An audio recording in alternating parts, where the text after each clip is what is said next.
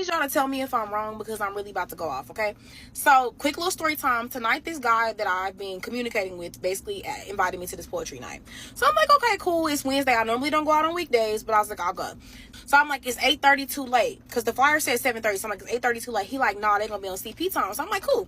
So, I get dressed. I text him at like 8:20, like, hey, are you there? Like, I'm gonna get ready to head that way. He texts me back. He's like, no, not yet, but I stay 4 minutes away. So I'm like, okay, well, I'm gonna go ahead and leave now because I stay 18 minutes away. Now, he told me, like, his invite to me was like, you should definitely pop out tonight, like, once it's poetry night, whatever. Cool. So I get there. I check my phone. I see he texted me and basically told me there were no seats. Mind you, he texted me like while I was already there. So I'm like, I just got here. He's like, I just got here too. My sister's in there. She's saying there's no seats. So I'm like, okay. I'm like, let's go to Sheba Hood. So in my city, like, it's not too many other bars in the area that we finna frequent. So I'm like, you know exactly where Sheba Hood is at. Like, don't play it like you don't know where Sheba Hood is at. And even if you didn't know, across the street, literally across the street. I'm like, let's go there. Yes, Sheba Hood is a food place, but I love to sit at their bar. So then he's taking forever. It's fine. We ain't gotta hang out. Like, we could try again another time. So then he says, I'm still in the parking lot talking to my brother at the poetry thing. So now your brother and your sister there. Okay. And then he says, maybe another time is better. I decided that I could really go off on him and cuss him out and call him all kinds of names. Or I could just come to the taco truck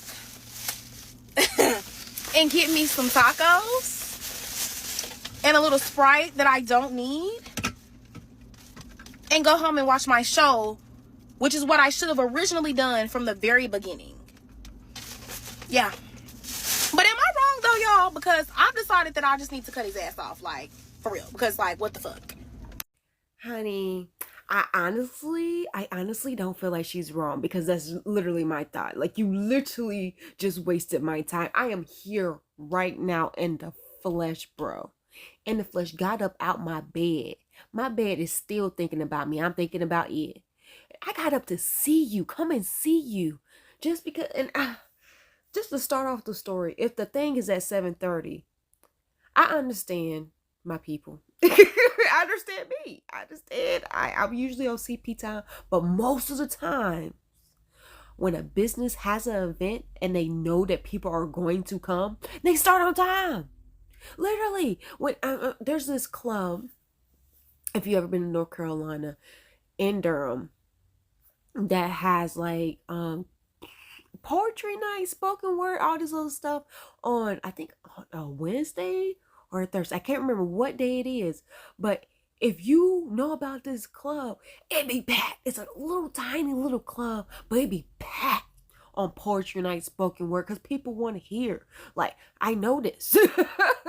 So I'm just like, what? When someone invites me to an event, I immediately try to find their social media, try to see the reviews, see how many people going there, especially Eventbrite, just to see how many tickets they have left, how many tickets they started with, just to gauge how busy this is about to be and how late I can afford to be, because I'm always late. It's like, ooh, do I need to start at 5 o'clock to make it here at 7:30? So I'm just confused on why she was just like, oh yeah, I'm gonna show up at 8:30 to an event that started at 7:30. An hour has already passed. Like, what are we doing here? Like, yeah, people are going to be there. Yeah, there's no more seats left. So yeah, friend, I don't understand that one. Why we arriving late? But no, I feel you on that, because if you're like, oh, we can meet up another time, and I'm right here with you in the flesh, and we could just go to another place to hang out. Nah, friend, it's done. I would have did the exact same thing she did, except I wouldn't have came out, honestly. But when I plan to go out somewhere, I always plan a plan B. Like, you invite me out here, let me make sure there's something else I can do just in case this doesn't work out, or an escape plan or something, have something else, have some business about me, so you don't feel like, oh, she came for me. Like, no, honey, I was already coming out. Like, you were just there. It was convenient to meet you today because I was already out, honey. Like, I would never make myself that available, easy to access when it comes to dating, because it usually works out like that. This is like, I need you to understand that I'm busy. This is a privilege to be in my presence. Like, honey, know my worth and understand that my time is very expensive, honey. Can you afford me? You can't. Max Joseph, you fucked with the wrong bitch. Story time. So about a week ago, I matched with this guy called Max Joseph. Here is his picture. And from the start, he was very persistent about us meeting up, okay? And a key thing to remember here is he liked my Hinge profile. Now, I'm just going to quickly show you what's on my Hinge profile for full transparency, okay? So he liked my profile, and the first thing he sent to me was a voice note, and he said, "I'm loving the pictures. We should arrange to meet up this week or next." Okay, so he's quite persistent about wanting to meet up, and he's the one that's liked my profile, okay? On my profile, it shows my full body. I have 3 full body pictures and 3 selfies. This is also important to the story, okay? So now Max has asked me for my phone number, and I gave him my phone number, and you can see, again, he wants to meet up, and he even called me a few times prior to us meeting up, okay? Now here's where the story gets a little bit weird. He did ask me for my Instagram, okay? And I sent him my Instagram because, again, I don't catfish people. I'm not in the business of catfishing. I send him my Instagram, and he goes through my whole Instagram profile, yeah? I only have 1 post, but I do have highlights that I've kept up, and they are from a few years ago. So in those highlights, admittedly, I have a much slimmer frame. But these are not the pictures that are on my Hinge profile, so they're not even relevant, okay? They're not what I used to, quote-unquote, advertise myself, if that makes sense.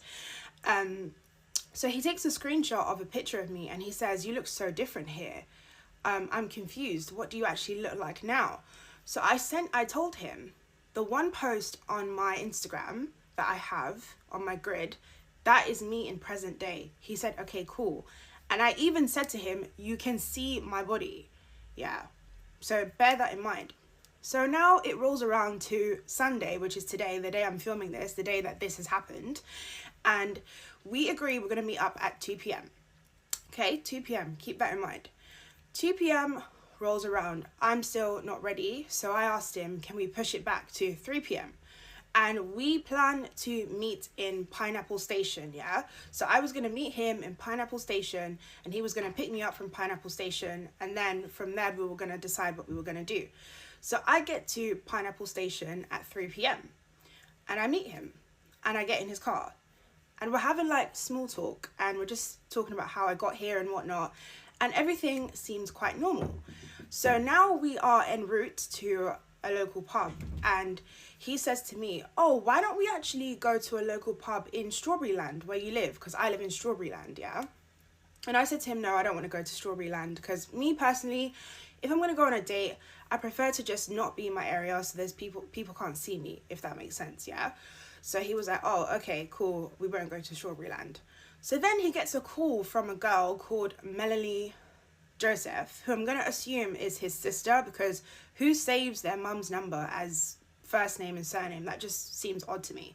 So he gets a call from her, and she's like, "Oh, Dad's taking a turn for the worst. We need to go to the hospital right now. Like, whatever you're doing, you just need to come now." And he's like, "Oh, what happened? What happened?" And she's like, "Oh, I'll tell you when you get here." Convenient, right? So after the phone call ends, I say to him, "You know, family first is fine. I can leave and we can do this another time. It's fine." And then he's acting like he cares about how long the journey is going to be for me. And he's like, "Oh, should I drop you here or drop you there?" I'm like, "No, it's fine. Just drop me at Kiwi Station and I'll make my way back to Strawberryland."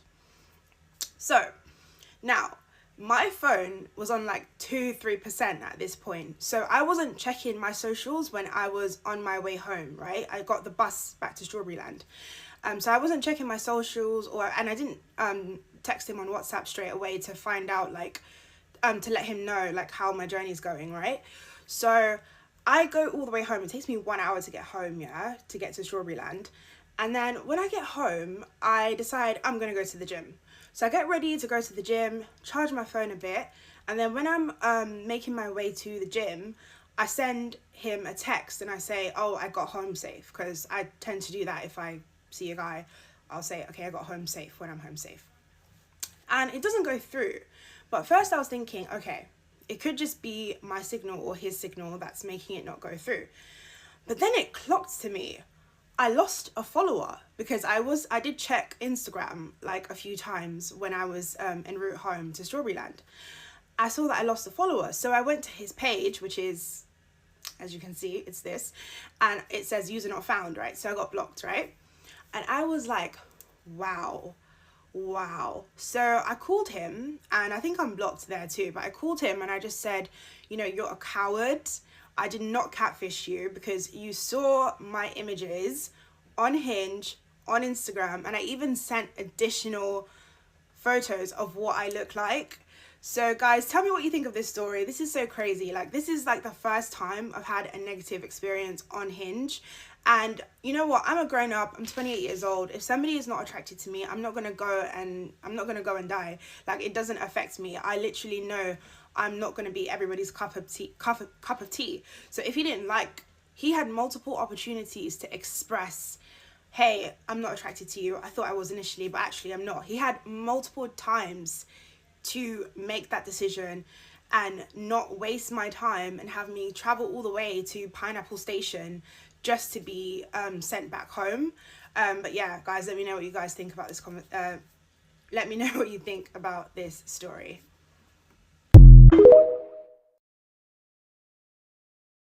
So yeah, he did have multiple times to tell you that he was interested or whatever. However, we need to hold ourselves accountable, because me personally, if someone commented about my looks on a picture, like, is this this picture look different than this picture, which I don't think will ever be a case, because I feel like all my pictures all look the same. But you should acknowledge the moment he was just like, you don't have to say, he's trying to look at your picture, pick out your picture, pick apart your pictures. You should have known that was not for you. Because what? like honestly, do you want to be with somebody who just wants to be with you because of your looks and not your personality, not the conversation y'all have? Like, you should have clocked that immediately. Like, see what we not gonna do. Like, because I appreciate the fact that she had full body pictures. Love that, because from her face, I did not know that her body looked like this. And if knowing me, if I saw her body, I'll be like, hi. Like, yes, honey, this is what I'm looking for. So yeah, friend, because I just feel like it seemed like he kind of made it a big deal. In the moment I felt like he made it a big deal, it would have been the end of the conversation. It wouldn't have been an in-person meeting. It's really wild that she decided to get in his car. That's what we not gonna do. If I ever meet somebody on the app, they don't even know what city I live in. They know I live in North Carolina, but they don't even know what city. We can be living in the same city. I'm gonna say I live 3 cities over. You'll never know where I live. That's hilarious. So yeah, friend, no, we need to be self-aware that yes, we're not for everyone, and people will give us little subtle hints that'll be like, no. Because like I said, it should be a privilege that we meet in presence. Don't waste my time, honey. Don't waste my time. She just had a bus ride. That cost her money. Like, wasting money to meet you, for you not to appreciate me. Meet you so you could realize what you had already realized online because you was looking at my Instagram. That is crazy to me. I forgot. I do not like when people be like, oh, let me do this, let me go here, let me go there.